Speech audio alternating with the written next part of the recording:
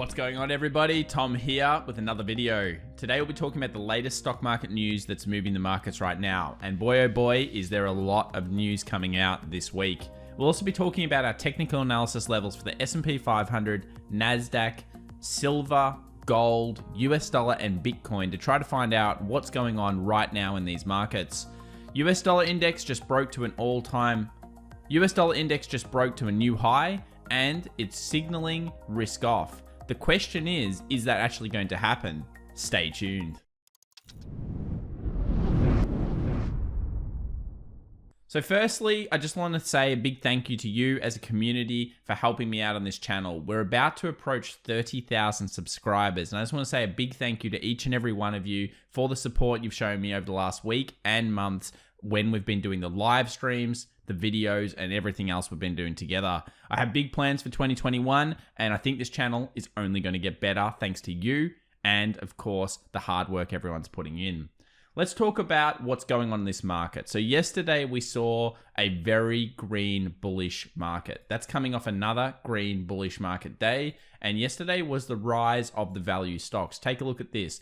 Banks moving hard. We also saw the financials in general moving hard. Aerospace also moving well. Railroads moving well. All of these things were moving up. The value areas that have been beaten down were moving, and that generally shows a little bit of a recovery in the market. We're in earnings season. We had Alibaba yesterday come out with a result. Pretty good, but the stock did go down. Amazon came out, said that, of course, Bezos is now leaving as CEO. He's stepping down from that. I think that's pretty big news. We'll have to see how they do it long term. And then we had the big daddy, Alphabet, Google, coming through with some very nice results. Alphabet posts record profits for second straight quarter, despite, of course, the current crisis. And that sent the stock market going wild after hours. 7.34%. Wow. If you're holding Alphabet, you're pretty happy right now. I know I am. And this is definitely one of those stocks that was a sleeper for a little while there. Here's a 5-year chart. And you can see that pretty much from 2018, 2019, all the way to the crisis, you were seeing not that much gains really for a FANG style stock. Then it, of course, crashed into the crisis, and ever since then, it's been incredibly bullish. So good work to people that have got this one. Obviously, Alphabet doing well, and we'll have to see more of how they perform over the next quarter as well. Can they continue to do this? Time will tell. So we've been sharing some stuff with the community recently, and one of those I want to share today is whale wisdom. And this was provided to me by someone in our Discord community. Basically, it shows us the 13F heat map using the whale score. So it shows us really the quarter ending certain quarters and how much stocks are being purchased or increased in interest through the filings over that period. It's also color coded, and you know we love heat maps on this channel. So you can see here some of the things that were added to heavily, and sometimes this will just give you an idea of stocks that you might want to look at. Surprise, surprise, Google is of course in there being purchased. I'm sure they're very happy with their purchase right now. Things like Square were being added, Shopify, you can see Peloton as well, PTON. All of these stocks were moving up. They've done quite well since then, and this can give you a bit of an idea of some things that you might want to put on your hit list and know that the biggest funds are also purchasing these heavily behind you.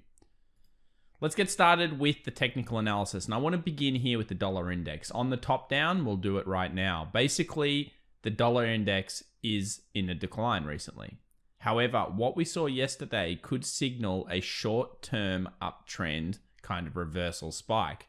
We've had on the downtrend here, the 20 exponential on the weekly find resistance and short off from. So that's one of the targets that we're going to be looking for over the next week or two, 91.66. For anyone that hasn't traded the dollar index or hasn't, of course, looked at the dollar index before, it's definitely something you should have on your charts. And it shows us an idea of risk on or risk off. Generally, if the dollar is increasing, it usually means that people are pulling money out of certain assets and finding it as a safe haven. It's seen as a safe haven, though maybe not so much since, of course, all of those trillions were printed.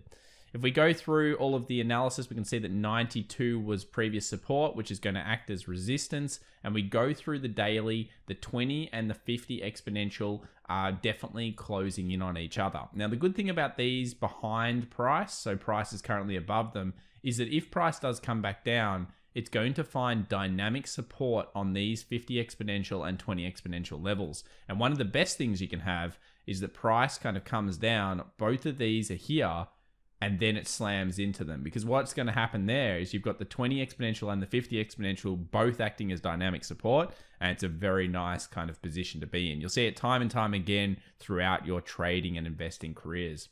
So what have we got here? Well, we've got the inverse head and shoulders we discussed yesterday. We have the left shoulder, the head, and the right shoulder. What we've also got is we've got a break close above, and then of course now it's testing this 91 zone right now at the time of recording of this video. If we see continued strength here, where do we think it's going? Either that 20 exponential moving average, or at least I would think the 92, where previous support will act as resistance. And if you're taking it from a pattern perspective, we should be able to get all the way up here, which is about 92.80. If this happens, it has some pretty big ramifications for things like gold, things like silver, even possibly some things like Bitcoin, because if we have a strong US dollar, it can put weakness on a lot of these pairs. Let's start off here with gold, and I've got gold very much trapped between two zones, basically around this 1830 as buying pressure and this resistance at about 1875. Gold currently has been shorting off this zone and buying off this zone. You can see it's currently buying here. Now, when we hit these two moving averages around 1850, possibly we do find some resistance here for gold, but I'm basically just calling this range bound until we get out of the range and close above or below. What are we going to do for our target? If we get above or below, we take the distance, we extrapolate it out. And one of the best things you can do when you do this with patterns is you want to go back through history and just see whether that range makes sense to previous support or resistance. So it certainly makes some sense here on the downside, previous support over there. And on the upside, it probably makes a little bit less sense, but it is hitting maybe that 19 kind of 30 zone. I would say for the upside, 1900 would be your first point of call, and the second one would be 1960. But this is what we call proofing for patterns. So if you ever want to proof a pattern and make sure you have a lot more confidence in it, try to do something like that. For now, gold stuck within the range. Silver, a little bit different. Silver had, of course, the inverted commas silver squeeze on it, and we did see a big movement up. Now, any technical trader should have known that around the $30 is going to be heavy resistance. We saw it sell off incredibly hard last time, as really there is cases to be said for the big banks not wanting silver to be high. It is a massively manipulated metal, just like gold, but even more so on silver. It hit that 30 in the Asian session and almost in the US session, sold off hard, and now it's back at a point where you would probably see some consolidation on this pair. Big moves, unfortunately for a lot of people, they'll be trapped in here, but the good news is that if you have bullion or anything like that, hopefully it recovers over time, as it is fundamentally a little bit too low. 30 is the crack zone though. So one thing about if you're trading, let's say you took resistance up here, you took your profit, guys, and you did that. That's cool. But next time around, what you might want to do is take profit here, and then if you get a close above the 30, remember close is the key on candles, then possibly you could just re-enter the position. Are you going to lose maybe 20 or 30 points in terms of missing out on some opportunity there? Yes. But you also get in, get out, and then when you see the break and the confirmation, you can take it to the next level, which would of course be the 35, then the 40, the 45, and then just under the 50. Silver trades those $5 increments very well. So the silver squeeze seems to be over for now, but we've also had some big problems with, of course, the Gamestop squeeze, AMC squeeze. We'll be taking a look at those throughout this video. I wanted to talk about, though, what this is causing to happen in the cryptocurrency market. And I do believe this is starting to create a very big case for other people entering the crypto market and in fact saying, you know, stuff you to the system, because what they did was incredibly uncapitalistic when Robinhood basically started banning you from trading, and so did all other brokers. People are going to be disgruntled with that, and I think that's leading to a bit of a movement here in Bitcoin. It's broken out of a few things. It's broken out of our downward trend line here. We're going to ignore the Elon candle here because that was more of a random kind of hype bubble bust. And then we have our resistance of the 34,500 being broken out. So 34,500 broken out, closed above, and you can see now the bullish momentum is coming back into Bitcoin. Basically, two things will happen here. If it comes down, it should find buying pressure around this level and start to move back up. We also should see 38,000 act as a level of resistance for Bitcoin for now. But if it gets through the Elon candle, and the reason I call it the Elon candle is have a look at this. You can see how much power this guy has when he pushed that market. The market moved up, then the market completely crashed back down. And if you get through wicks like this, it's probably, as I said, going to blow off these two tops and go to all-time highs. I think this is an incredibly significant point for Bitcoin moving forward over the next couple of weeks. Let's now talk about some of the market stocks though. We'll start with GameStop. GameStop, of course, meteoric rise and now failure. We are pretty much in full-on blow-off phase here. There might be some little kind of pickups that happen throughout this. Maybe we get back to like the 200 or 250, but it basically may be over for now. Remember, for a squeeze like this to work, you need everyone piling in and everyone to have confidence. When that stuff happened where you got banned for trading stocks, it stopped the confidence, and confidence is key to all of these types of things. It's why many people have never been able to pull it off before, because you just need so many people piling in and you need so many people with the diamond hands. So hopefully, look, it continues its kind of movement up and people don't lose too much. But for now, I would say the tops are in, and it's going to be very tough for anyone to push this one back with the kind of hype that they had before. You need a lot of money to do it, and it just might not be there due to so many people getting burnt recently. That's just the truth of how I see it right now. AMC is very similar. You can see there is a technical here though. We've got that 650 kind of resistance, and it is bouncing a little bit off that. However, even after hours, AMC was still down. So down well off the 20, and you need to be very careful with these types of things. They're more of a gamble than they are an investment or a trade. They really are a gamble when you're looking at short squeezing a stock that basically doesn't have too much fundamentals against it. When we have a look at the broader market, boy oh boy, are these moves getting fierce. We have big sell-offs followed by incredible recoveries, and the futures is actually up even more than this, and we'll have a look at that soon. I think that if we continue our movement up, we probably just hit the standard trend line. That becomes a sell point again, just like it has been in the past, and then we see selling pressure. So at this point, we're probably looking at something like a 3,900 to be reached should the market continue its bullish movement, make an all-time high. And it looks like it's going to right now. But that dollar index, if that continues to strengthen, you would think that this move could be fake.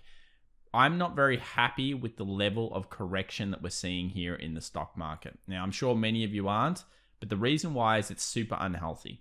So in any normal market, which doesn't end up being a bubble and have a massive kind of blow up phase, it should come back to a 38.2 50% fib. Okay, it really should. That's the level that should come back to. In a super aggressive market, it comes back to a 23.6 fib, which is exactly what it did. So it was the first buy zone, definitely not the most likely buy zone that it came back to. And people like Cathie Wood, a lot of other investors out there are all calling for a market correction at this point of the year. We're not saying that the end of the year is going to be a negative point. I think that there's still going to be a positive end of the year close for the S&P, Nasdaq, etc. However, I still think there should be a proper correction. So this is not the proper correction that we should be seeing at some point this year. We need at least a 38 to 50% pullback to allow the standard kind of 2 steps forward, 1 step back of a normal market condition. We'll continue to watch this, but for now, everything looks pretty strong. Go down to the 1 hour. You'll also notice it broke off the top of that 38 kind of 30 zone, made new high there, and now it's coming back a little bit. If it does, it's probably just going to come down a little, find some support, and then find some more buying pressure. I'd say at least we go and test the previous highs, and that's where the bears will probably come back in if they're able to sell it back down. Maybe we create something like a big double top. Who knows? We could have like something like this. That would be a very interesting scenario, but at this stage, things are looking bullish again, and it was a very quick bearish movement on the markets. Here's a example of the Nasdaq here. This is the futures, 13,528. So it's really just returned straight back up to the top. Nasdaq, super aggressive after hours as well because of the Google results and everything looking pretty good, and it's about to test those 13.6 resistances. So I would probably expect some selling pressure to come through there at 13.6, maybe some short-term sells. And again, if it continues to sell off, we'll have a double top pattern, and that will lead to a more significant reversal. So for now, that's really what we're looking at, and it's bullish. I mean, what can you say? It's bullish right now. Just want to give everyone a quick reminder. I'm now going to start posting some little trade snippets and things on my TradingView account. Now, we don't have too many followers yet because I just started it up. So we've got 18 followers here. Come join us. Yesterday, I posted US dollar index, shows sign of bullish breakout, inverse head and shoulders, a little bit of a quick video there. If you're interested in this type of stuff, definitely follow us on TradingView at FX Evolution. And of course, this week, big news out of the end of the week. Make sure you pay attention to things like non-farm employment change. We'll be doing the live stream. Come join us there.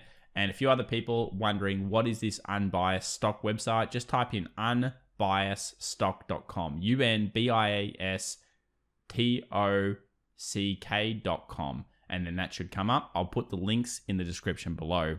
Thanks very much, everybody. We'll see you in the next video, and good luck in the markets. Bye for now.